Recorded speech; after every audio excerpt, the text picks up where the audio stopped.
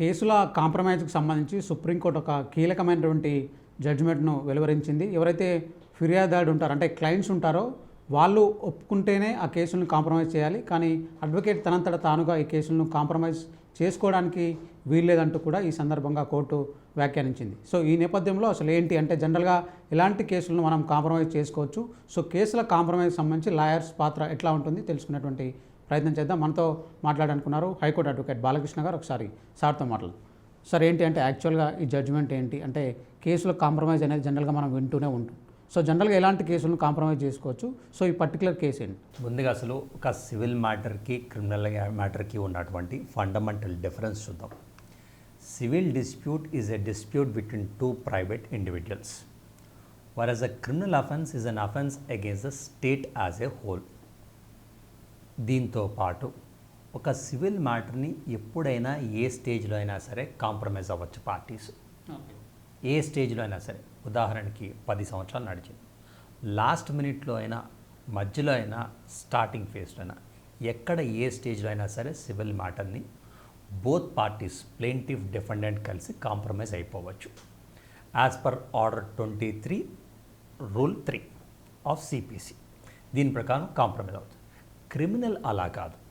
Criminal మ్యాటర్స్లో compoundable offences, non compoundable offences ఉంటాయి. ఏ అఫెన్సెస్ను అయితే సెక్షన్ 320 ఆఫ్ సిఆర్పిసిలో పేర్కొంటారో వాటిని మాత్రమే విక్టిమ్ లేదా కంప్లైనెంట్ వాపస్ తీసుకోవచ్చు, విత్డ్రా చేసి కాంప్రమైజ్ అవ్వచ్చు.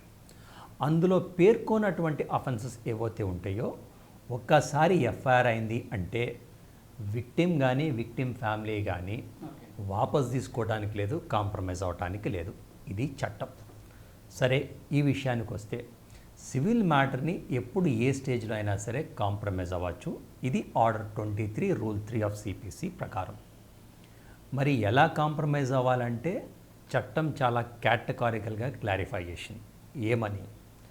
2 పార్టీలు ఉన్నారు, ప్లెయింటిఫ్ డిఫెండెంట్.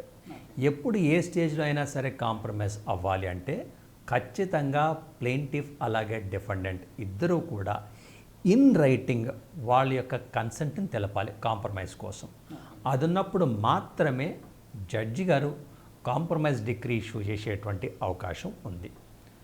ఇలా పార్టీస్ ఇన్ రైటింగ్ కన్సెంట్ ఇవ్వకుండా పార్టీ తరపున అడ్వకేట్ కానీ ఓరల్గా సబ్మిట్ చేసినా ఇన్ రైటింగ్ ఇచ్చినా సరే కాంప్రమైజ్ డిగ్రీ చేయడానికి లేదు.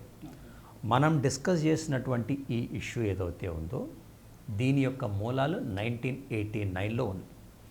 1989లో ఒక పార్టీషన్ సూట్ ఫైల్ అయితే 1994లో ప్లెయింటిఫ్ డిఫెండెంట్స్ ఇద్దరు కూడా ఆర్డర్ 23 రూల్ 3 ప్రకారం కాంప్రమైజ్ అయ్యారు అని చెప్పేసి అప్పటి ట్రయల్ కోర్ట్ కాంప్రమైజ్ డిగ్రీ ఇచ్చింది.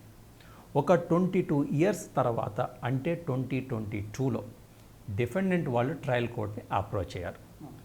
ఏమని? అసలు అప్పట్లో మా యొక్క కన్సెంట్ ఇన్ రైటింగ్ లేదు, మా అడ్వకేట్ మా తరపున మాకు తెలియకుండా ఫ్రాడ్యులెంట్గా ఈ కాంప్రమైజ్ డీడ్ మీద, ఈ కాంప్రమైజ్ దాని మీద సంతకం పెట్టారు అని చెప్పేసి ఏకీభించినటువంటి ట్రయల్ కోర్టు అప్పటి ఆర్డర్ని సెట్ అసైడ్ చేసింది. ఈ మ్యాటర్ అపీల్ మీద హైకోర్టుకు వెళ్తే హైకోర్టు కూడా ట్రయల్ కోర్టు నిర్ణయంతో ఏకీభవించింది. అదే అంశం సుప్రీంకోర్టుకు వస్తే సుప్రీంకోర్టు కూడా ఏకీభవించింది. ఇంకొక విషయం మనకి ఇక్కడ చట్టపరంగా తీయాల్సింది ఏమంటే ఒక్కసారి కాంప్రమైజ్ ద్వారా మ్యాటర్ క్లోజ్ అయితే ఇక దాని మీద ఫ్రెష్ సూట్ కానీ అపీల్ కానీ ఉండదు. కేవలం రీకాల్ పిటిషన్ మాత్రమే వేసుకోవచ్చు.